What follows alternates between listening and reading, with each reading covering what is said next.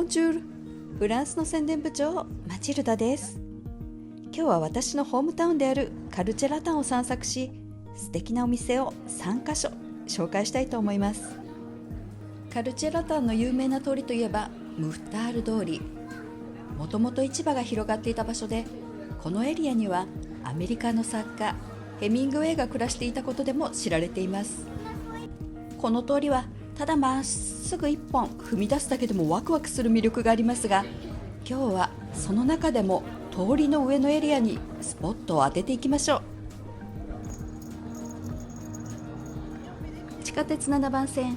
プラスモンジュ駅に近いコントルスカルプ広場からスタートしましょう。ヘミングウェイが移動祝日祭で描いた場所の一つ。この広場には彼がよく通ったカフェもありました。そう、そこです。まだ20代前半と若かった彼は、安いワインを飲みながら文章を書いたりアイデアを練ったりしていたのでしょう。このカフェのすぐ裏にはヘミングウェイの住んでいたアパートがあります。その時新婚だった彼は妻のハドリーと一緒につつましく暮らしていました。ここが大作家のパリのスタート地点と思うと、なんだか特別な空気を感じますね。その右手には日本人シェフが腕を振るう人気のフレンチレストランがあります。その斜め前におしゃれなブティックがあるんです。ウィンドウを見ると味のある美しいものばかりが並んでいます。彼女はブティックのオーナーリザさんです。アーティストや職人の家系に生まれ、小さな頃から耳の位置や工房の匂いに慣れ親しんだそうです。シャネルやカルティエなどラグジュアリーブランドでアートディレクターとして活躍し、2007年からフリーランスになりました。そんな彼女がこのお店を始めたのは、まだ美しいのに捨てられてしまうものをもう一度輝かせたい、そんな思いからでした。どんな風に新しい作品に生まれ変わるのか見せていただきました。これはもともと工場の作業服だったものです。まだまだ使える状態の良い丈夫な素材を使用していて、そこにアンティークの布の雰囲気が出てますね。普通のシャツがこんなおしゃれに生まれ変わるのかと感動してしまいました。リザさんのお母様は刺繍が得意で、この刺繍はお母様の作品です。もともとデザインや素材の良いブランドの服を集めて、そこに一手間加え新しい命を吹き込んでいるんです。こちらはシルクスクリーンを施してオリジナルデザインに仕上げています。こうして生まれ変わったアイテムには既製品にはない個性が生まれ、特別な一着になるんですね。服だけではなく、こんな風に食器や雑貨も彫ったり手書きのイラストを加えて新しい形に生まれ変わります。この2つのグラスにそれぞれ刻まれたジュテームとモアノンプリを見たフランス人なら、歌手ゲンズブールとジェーン・パーキンを思い出し、あの時代のロマンティックな雰囲気が感じられるはずです。こちらは手書きのイラストを加えたもの。これはお客様から注文を受けて作り終わったところだそうです。Ici c'est le nom de l'artiste. nom d'artiste。アーティストの名前で、これが作ったナンバーが入ってる。これが注文でね、これと入れてくださいっていうゴールドで5枚セットで頼んだ方がいらっしゃる。商品には証明書が添えられ、そこにはブランド名、アーティスト名、作品ナンバー、販売日が記されます。価値があった古いものたちの持っている歴史をただ引き継いで楽しむだけではなく、自分らしく加工して一緒にアイテムと歴史を作っていく、そんなスタート地点に私も立ってみたいと思いました。だから自分で頼んで絵を描いてもらうこともできるんだよね。オリジナルのおしゃれに。リザさんが私にぴったりのヴィンテージアディダスの服を奥から出してくれました。私はそれにエッフェル塔の絵の入ったカレンダーの布を見つけたので、それで加工してもらおうと思います。エッフェル塔柄の布は年末に保険会社が顧客向けに配ったキッチン用の布巾だったそうです。たくさんの布巾の中には私の生まれた年代のものもありました。そんな習慣がフランスにあったなんて面白いですね。シャツにはテキトイストという言葉を刺繍してもらうことにしました。これは私が大切にしている考えを言葉にしたもので、自分のスタイルで無理せず自然体で楽しんでいくことを表現しています。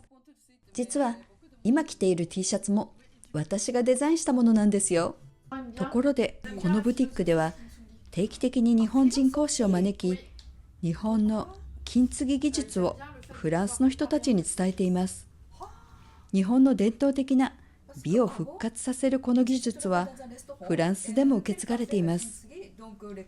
作品の仕上がりが楽しみです。ブティックを出て左はさっき通ったヘミングウェイのアパート、右側を見たらお腹が空きました。ランチにはフラッと立ち寄れる本格的なティールームニノンさんにお邪魔しましょう。お客さんの9割がフランス人という地元の人たちに愛されているお店です。学生の多いカルチェラタンは他の観光地よりも比較的お値段がリーズナブルなんです。美味しそうなものばかりで何にしようか悩んだのですが、今日はお腹が結構空いていたのでポークのマスタードソースにしました。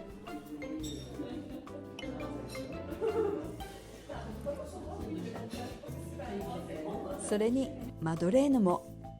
一応ここ看板はケーキ屋さんなんで、あ、そうだったんケだ。ーキ屋さんプラスサロンで、だからサロンだからお昼ご飯を軽食やるんです。ね、マドレーヌすごい美味しかったです。ちゃんとお菓子作ってちゃんとしっとりしてたの、マドレーヌが。ナッツの食べたんですけど、キャラメルです。キャラメル、そう、あれすっごい美味しかった。初めて。何日ぐらい持つんですか、マドレーヌ買ったら。あれ言ってもらえれば僕袋入れるんで、2週間ぐらいなんですよ。日本の方が来たら日本持ってくっていう感じだったら言ってくれれば日本みたいなちゃんとやってくれるから。やります。裸でなんかクロワッサンの袋ポンやんで、それはしないです。今夜のおやつ用にすぐ食べるので紙袋に入れてもらいました。さっきの広場に戻ってもう一つの道をセーヌ川に向かって歩いていきます。ムフタール通りはソルボンヌ大学など学校が近くにたくさんあるので、手軽に食べられるクレープやパニーニのお店などがたくさんあります。他にはギリシャ料理のお店も多いんですよ。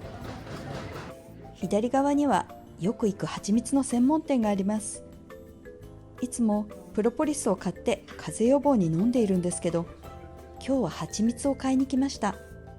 実は少し前に地方に行った時に良さそうな蜂蜜を買ったのですが、香りが野生的で強く私にはちょっと合わなかったので、今日はその辺をアドバイスしてもらいながら選びたいと思います。よく知られた名前のものやフルーツの名前がついているものなら香りが柔らかいと教えてもらいました。悩んでいたら真っ白い蜂蜜を見つけました。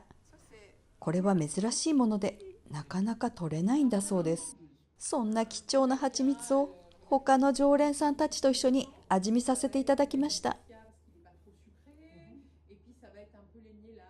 なんと形容していいのかわからない初めての味で、柔らかく優しい香りがしました。選びきれない種類の蜂蜜やプロポリス以外にも、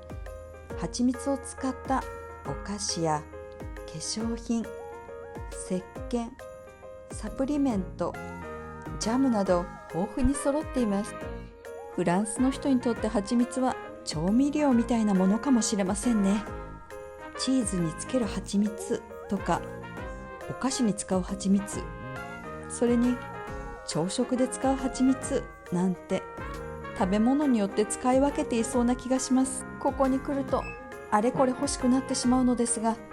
今日はシトロネルの香りのする蜂蜜を買って帰ります。お店から出てまっすぐ進むと道の名前はも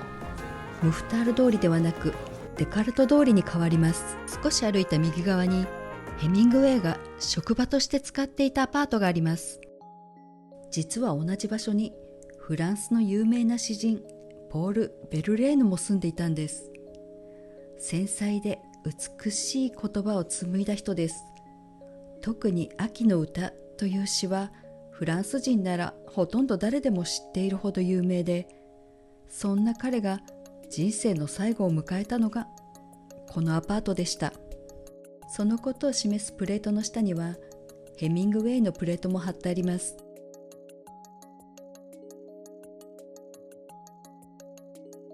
その左隣には日本人作家の辻邦夫さんのプレートが貼ってありました。このすぐ近くはパンテオン。そのパンテオンの近くにはフィリップ・オーギュストの城壁の一部が残っています。これは12世紀にフィリップ2世がパリを守るために築いた城壁の一部です。カルチェラタンにはローマ時代の遺跡が多く、古代の名残が今も残っています。ここから徒歩5分のところにはローマ時代の円形闘技場の跡が残っています。せっかくなので最後にここを見てから散策を終わりにしたいと思います。普段は子どもたちの遊び場、そして市民の憩いの場となっているレザレーヌ・ド・リュテス。19世紀、バス会社の工事中に偶然発見され、当時は壊される予定でした。ビクトリユ号など知識人たちの保護運動によって今も大切に残されています。かつては1万5,000人を収容し、剣を使ったグラディエーターたちが命がけで戦っていました。しかし今ではすっかり静かな雰囲気になり、昨年のオリンピックの閉会式の時は周辺の人たちが集まってみんなで大きなスクリーンを囲んで歌ったり踊ったりして楽しんでいたんです。古代からの歴史を持つウチェラタン、生活者目線で散策してみましたがいかがでしたか？パリを旅する際にはぜひこの街も歩いてみてくださいね。それではまた次回の動画でお会いしましょう。アビアント。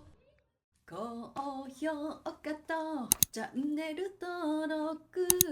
ありがとうね。ここズンチャズンチャズンチャズンチャよろしく。 Thank you.